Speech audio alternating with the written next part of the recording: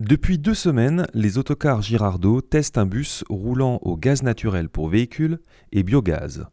Il transporte les scolaires et les habitants sur les lignes régulières du réseau Zoom du Grand Châlons, entre Chalon-sur-Saône, Farges-les-Châlons et Fontaine. Mais alors, quels sont les avantages de ce bus ? D'abord, c'est écologique. Un bus au GNV rejette moins d'émissions polluantes, donc 20% de moins de CO2, 50% de moins de particules fines, 20% de moins de NOx.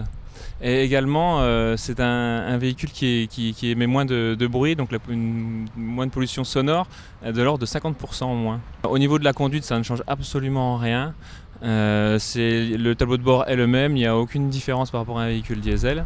Après, en termes d'autonomie, c'est des véhicules le véhicule qu'on a à côté de nous a 700 km d'autonomie, donc aucune différence pour les services que l'on fait régulièrement. Et les usagers, que pensent-ils de ce bus ? Que c'est nouveau, que c'est bien, que c'est une très bonne avancée, que c'est très agréable. On n'entend pas le bus. Au niveau de la pollution, si ça pollue moins. D'autres questions plus anodines, le confort, le bruit, voilà.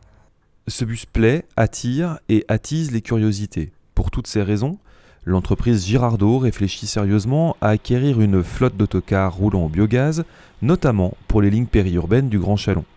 Mais l'aboutissement de ce projet de transition énergétique risque de prendre quelques années.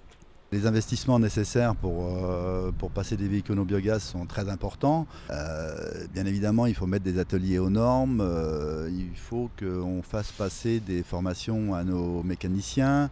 La future station biogaz qui sera pas très loin de chez nous va sans doute nous arranger pour faire des pleins. Mais l'idéal serait qu'on ait notre propre station de biogaz de distribution. Tout ça demande des investissements lourds. On est à 700 000 € pour une station de biogaz sur site. Un projet de grande ampleur pour l'entreprise et un nouveau pas en faveur du climat.